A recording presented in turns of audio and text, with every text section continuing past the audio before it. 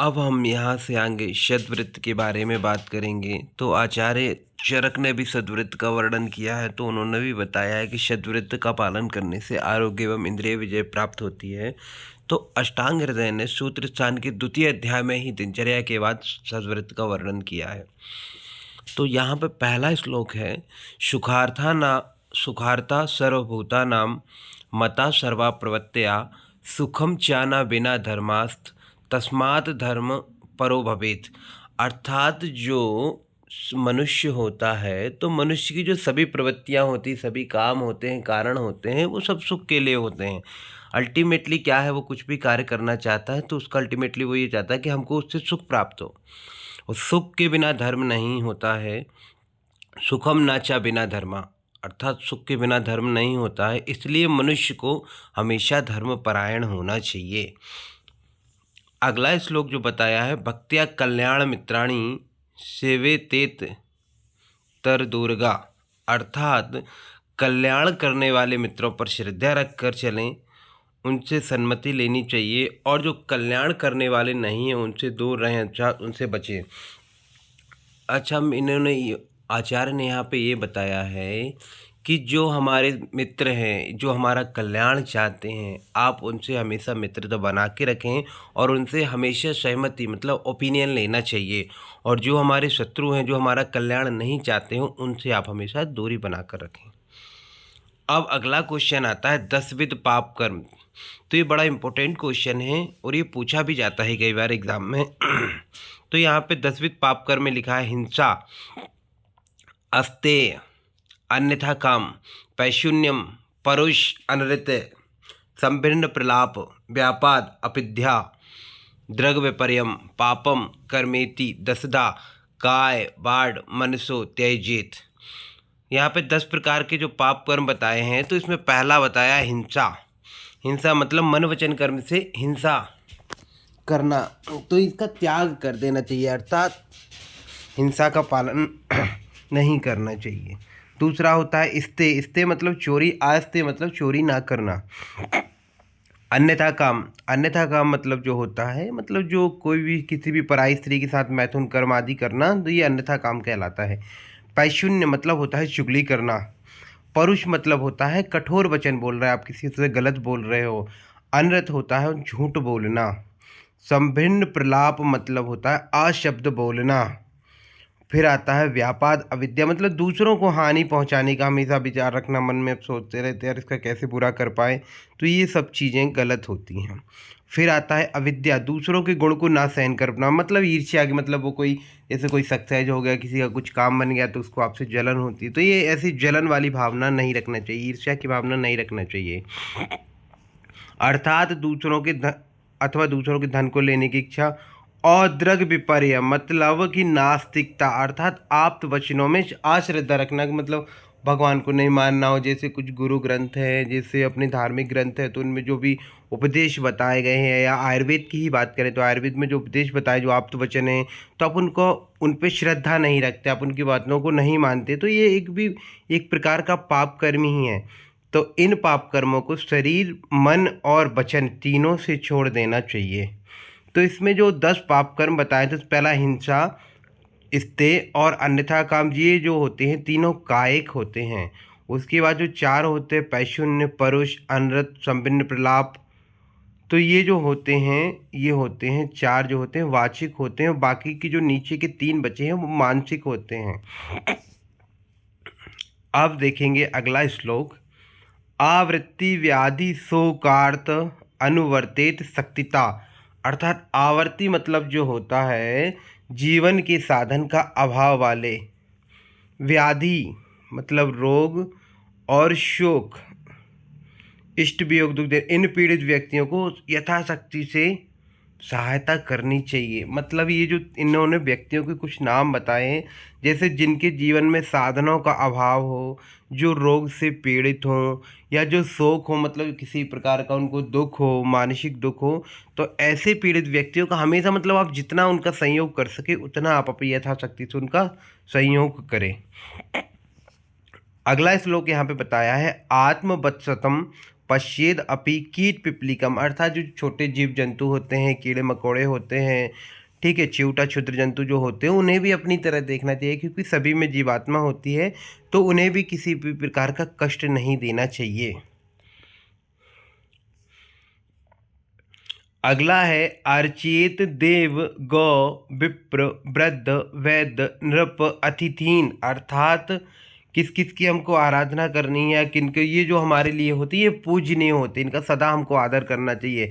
तो देव मतलब देवता, गौ मतलब गाय, विप्र मतलब ब्राह्मण, वृद्ध मतलब जो बड़े लोग हैं, हमसे जो बड़े लोग होते हैं वो हमारे लिए सदा आदर के होते हैं, ठीक है। अब उसमें से चाहे उम्र में बड़े हों, चाहे आपसे ज्ञान में बड़े हों, चाहे तप में बड़े हों या एक्सपीरियंस में बड़े हों आपसे, तो वो हमेशा आपसे आपके लिए हमेशा आदरणीय होने चाहिए। नृप अर्थात राजा, ठीक है, राजा हो गया, अतिथि हो गया, अतिथि मतलब जिसके आने की तिथि ना मालूम हो वो अतिथि कहलाता है, या मेहमान जिसको बोलते हैं। असमान ग्रामी, तो ये जो सब होते हैं ये हमेशा सम्मान के भागीदार होते हैं, सम्माननीय होते हैं, पूजनीय होते हैं, तो इनका कभी अनादर नहीं करना चाहिए। अगला देखेंगे विमुख अन्न अर्थिना, अर्थात जो याचक होते हैं उनको कभी खाली हाथ नहीं जाने देना चाहिए। कुरयानम मन्येत ना अक्षिपेत, ठीक है, जैसे हमारे पास कोई भिखारी आया या कोई याचक आता है हमारे पास कुछ मांगने के लिए, तो उसको अपन को गलत नहीं बोलना चाहिए, उनसे कुछ कभी गलत नहीं बोलना, उनका तिरस्कार नहीं करना चाहिए, उनको कठोर वचन नहीं बोलना चाहिए, उनको भगाना नहीं चाहिए, उनको खाली हाथ नहीं देना चाहिए। जो आपकी यथाशक्ति बने आप उसको उतना दान दे सकते हैं। अगला उपकार प्रधान स्याद उपकार परे अपरो, अर्थात अपकार करने वाले शत्रु के प्रति भी मुख्य रूप से उपकार करने वाला होना चाहिए। मतलब कि कोई हमारे साथ गलत कर दे तो इसका मतलब ये नहीं कि हम भी उसके साथ गलत करें, आप हमेशा उपकार करने वाला होना चाहिए। जैसे आपके साथ कोई गलत किया तो ऐसा नहीं होता है कि आप भी उसके साथ गलत करें, आप हमेशा उसके साथ अपना अच्छा पक्ष रखें। तो अपकार करने वाले शत्रु के प्रति भी मुख्य रूप से उपकार करने वाला होना चाहिए। अब आता है संपत्ति और विपत्ति में एक मन होना चाहिए, और इनके कारण में ईर्ष्या करें, इनके फल में ईर्ष्या ना करें। जैसे हमको कोई मतलब कुछ सुख हुआ या दुख हुआ या कुछ भी हमको संपत्ति या विपत्ति, अर्थात मतलब संपत्ति मतलब कुछ भी अच्छा हुआ, विपत्ति मतलब कोई भी दुख है, तो उसमें हमको एक मन होना चाहिए। योग में भी बोला है कि दुख संयोग, ठीक है, तो योग में भी ऐसे ही बोला है कि मतलब आपके साथ कभी बुरा हो या अच्छा हुआ तो आपको मन को विचलित नहीं होना चाहिए, आपका मन एकाग्र होना चाहिए, ना ज़्यादा सुख में ना दुख में। तो उसी प्रकार यहाँ पे भी उन्होंने बोला है कि संपत्ति और विपत्ति में एक मन होना चाहिए, ठीक है, और उनके कारण में ईर्ष्या करें, ना कि उसके फल में ईर्ष्या करें कि हमको, ठीक है। अगला हम देखेंगे काले हितम मितम ब्रूयाद विषमवादी पेशलम। तो यहाँ पे ये जो पेशलम वर्ड है ये सत्य के लिए बोला है, तो ये बड़ा इंपॉर्टेंट है, ये कई बार पूछा है। तो मनुष्य को समय पर हितकारी, काले हितम मतलब समय पर हितकारी, मितम मतलब परिमित, ब्रूयाद मतलब बोलना चाहिए, विषमवादी और पेशलम मतलब क्या बोलना चाहिए, सत्य और मधुर बोलना चाहिए। तो यहाँ पे कई बार ये पीजी में क्वेश्चन आया कि पेशलम वर्ड का मतलब क्या होता है, तो सत्य व मधुर, सत्य होना चाहिए, है ना।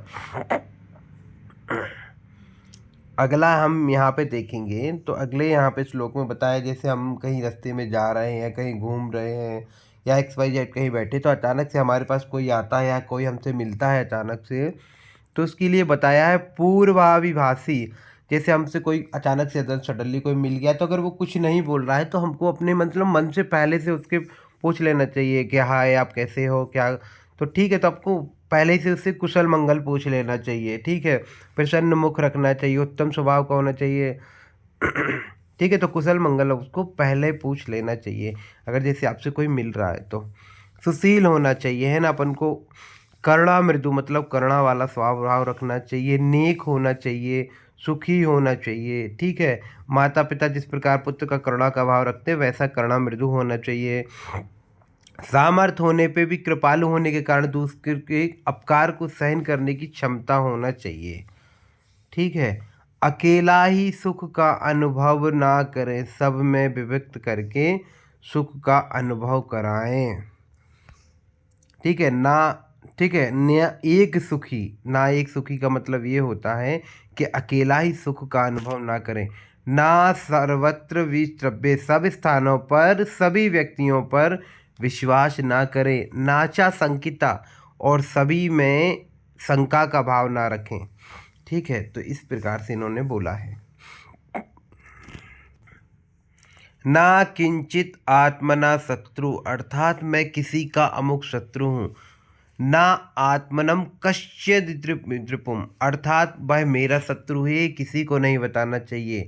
क्योंकि ऐसा करने से, जैसे भाई वो फलाना मेरा दुश्मन है या मैं उसका दुश्मन हूँ, तो ऐसा नहीं बताना चाहिए। वरना कोई जैसे दो बिल्लियों की लड़ाई में जो बंदर होता है वो फ़ायदा उठा के ले जाता है, वही वाली कहावत है, दो लोगों के बीच में कोई तीसरा फ़ायदा उठा लेता है। इसलिए ये सब चीज़ें नहीं बताने को मना किया है। प्रकाश इन अपमानम ना, किसी ने मेरा कोई अपमान किया है, ये भी किसी को बात नहीं बताना चाहिए। न च स्नेहता प्रभु, और स्वामी की आकृपा, मतलब आप कहीं की नौकरी कर रहे हो, या जैसे अभी फॉर एग्जांपल अभी आधुनिक में तो देखिए कि अभी जैसे अभी जॉब करते हैं तो अपने ऊपर भी बॉस होते हैं, तो बॉस ने अपने आपको कभी डांट दिया या कुछ बोल दिया, गलत बोल दिया, तो उसका भी अपन को कभी कुछ जिक्र नहीं करना चाहिए, सबको नहीं बतानी चाहिए सब सारी चीज़ें। ठीक है, उससे वरना दूसरे कोई फ़ायदा उठा लेते हैं, उस चीज़ का, अवसर का लाभ उठा लेते हैं। लोकप्रिय होने का निर्देश, यहाँ पे लिखा हुआ है लोकप्रिय होने के निर्देश की बात करते तो जनस आस्यम अलक्ष्यम यो यथा परितुष्यति तम तथैव अनुवर्तेत परानाधन पंडिता, अर्थात जैसे दूसरे को प्रसन्न करने में कुशल पुरुष को, जैसे मतलब कोई जैसे व्यक्ति है, व्यक्ति विशेष को अगर जैसे किसी को खुश करना है, तो वो व्यक्ति किस तरीके से खुश होता है या उसका मन कैसे प्रसन्न होता है, तो उसको उस हिसाब से उसके साथ बर्ताव करना चाहिए। जो दूसरों को प्रसन्न करने में कुशल पुरुष को मनुष्य के अभिप्राय को समझकर जो मनुष्य जैसे प्रसन्न होता है उसके साथ उसी प्रकार का बर्ताव करना चाहिए। इंद्रियों का निग्रह, ना पीड़ियेत इंद्रियाणी ना चैतन्य अतिलालेत, अर्थात इंद्रियों को ना अधिक बहुत दबा के रखे, ना इनको बहुत अधिक विलास में डालें। कार्यारंभ विधान, त्रिवर्ग शून्यम, त्रिवर्ग कौन कौन से होते, धर्म अर्थ और काम, ये जो त्रिवर्ग हैं, त्रिवर्ग शून्यम ना आरंभम, धर्म अर्थ और काम से रहित कोई कार्य ना करें।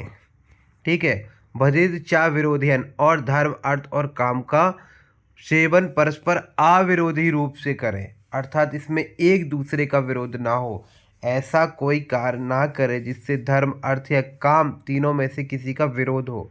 ठीक है, अगला है अनुयात प्रतिपदम सर्व धर्मेशु मध्यमाम, ये बड़ी अच्छी इंपॉर्टेंट लाइन है और ये कई बार एग्जाम में पूछी जाती है। तो ये वाला श्लोक मैंने क्या बोला है, सभी धर्मों में सभी आचारों में मध्यम मार्ग का, मध्यस्थता का अनुसरण करने, किसी के प्रति आसक्ति ना रखें। ठीक है, तो मतलब जैसे हम हिंदू हैं, मुस्लिम हैं, सिख है, ईसाई है, तो सभी धर्मों में बराबर मध्यम का पालन करना चाहिए, किसी एक के प्रति ज़्यादा आसक्ति नहीं रखना चाहिए। अगला है नीच रोम नख श्रमशु निर्मल लंघमी मलायना स्नानशीला ससुरभि शुभेशु अनुलवणम उज्ज्वला। ठीक है, रोम, नीच रोम मतलब रोम, नख दाढ़ी मूछ कटवा कर रखना चाहिए, पैर और नाक कान आदि के मलों स्थानों को स्वच्छ रखना चाहिए, नित्य प्रति स्नानशील मतलब नित्य प्रति स्नान करना चाहिए, सुसुरभि मतलब सुगंध आदि द्रव्यों का धारण करना चाहिए, शुभेषणु सुंदर उज्ज्वल और अनुद्वत वेश धारण करना चाहिए, हमेशा मतलब साफ सुथरे कपड़े पहनना चाहिए, नित्य सुगंधित द्रव्यों को धारण करना चाहिए, नित्य प्रति स्नान करना चाहिए। छाता और जूता धारण करने को बोला था। 7 पत्र पादत्रोणों, 7 पत्र पदत्राणो विचारे तो दृग मात्र दृग, अर्थात छाता और जूता धारण करके 4 हाथ इधर उधर देख के चलना चाहिए। अब अगला यहाँ पे लिखा है निशी, मतलब निशी च अत्तिके कारे दंडी मौली सहायवान। रात में जैसे कहीं बाहर नहीं जाना है, अगर बाहर जाना है कोई आवश्यक कार्य है तो हाथ में दंडी मतलब डंडा लेके जाना चाहिए। और मौली सहायक सिर पर पगड़ी धारण करके सहायक के साथ जाना चाहिए। अब इनने बोला है कि चैत्य मतलब जो ग्राम का पूज्य वृक्ष है, पूज्य है, ध्वजा है, ठीक है, शस्त्र अशस्त्र, चांडाल है, छाया है, भस्म है, तुष है, तुष मतलब धान की भूसी, असुचीन मतलब मलमूत्र आदि, जूठा, सरक्राम, ठीक है, इन कंकड़ पत्थर मिट्टी के ढेले, सरकरा, लोष्ट, बलि, स्नान भूमि, भू स्नावो, इनको कभी भी नहीं लांघना चाहिए। नदी तरेन बाहुव्याम, बाहुओं के बल पर भी अर्थात नदी को तैरकर पार नहीं करना चाहिए। तो नदी तरेन बाहुव्याम, न अग्नि स्कंदम अभिवज्रेत मतलब अग्नि स्कंद आग के ढेर के सामने ना जाए। संदिग्ध नावम, ठीक है, अभिवज्रेत मतलब दुष्ट घोड़े आदि की सवारी की भांति डूबने की संभावना वाली नाव पर और गिरने वाले वृक्ष पर भी ना चढ़े। तो संदिग्ध वाहन नावम मतलब जो डूबने की संभावना वाली नाव हो उस पर नहीं जाना चाहिए। वृक्षम छा, और उस पर वृक्ष पे भी नहीं चढ़ना चाहिए। ना हो रेद दुष्ट यानवान मतलब दुष्ट घोड़े आदि की सवारी भी नहीं करनी चाहिए। अब यहाँ पे अगला लिखा है ना संव्रत मुखम मतलब मुख को बिना ढाके, कुर्यात छुति हाथ से बीज रंबड़ा मतलब मुंह को ढाके बिना हंसना, छींकना, जमाई लेना ये वर्जित है। मतलब ये अपन इसको देखेंगे तो आज के ज़माने में मतलब जैसे अपन जो ड्रॉपलेट इन्फेक्शन वगैरह रेस्पिरेटरी ट्रैक में जो डिसऑर्डर होते हैं तो उसके लिए बताया गया है कि इससे क्या होता है, ड्रॉपलेट इन्फेक्शन फैलता है। तो मुख को ढाके बिना खाना छींकना नहीं चाहिए। नासिकाम न विकुष्णी विकुष्णीयान कस्माद् विलिखित भुवम ना अंगे चेष्टेत बिगुड़म ना शीत उत्कट कश्चिरम अर्थात नाक को ना कुरेदें। नासिका ना विकुष्णी मतलब नाक को ना कुरेदें। यान कस्माद विलिखित भुवम बिना मतलब की जमीन को ना खोदें। और विकृत टेढ़े मेढ़े रूप से अंगों को ना मरोड़ें मतलब ना अंगे चेष्टित बिगुड़म मतलब टेढ़े मेढ़े बिगड़म मतलब बैठे बैठे हाथ मरोड़ रहे ये कर रहे तो ये नहीं करना है। नासीत उत्कट मतलब उखरू आसन में देर तक ना बैठें।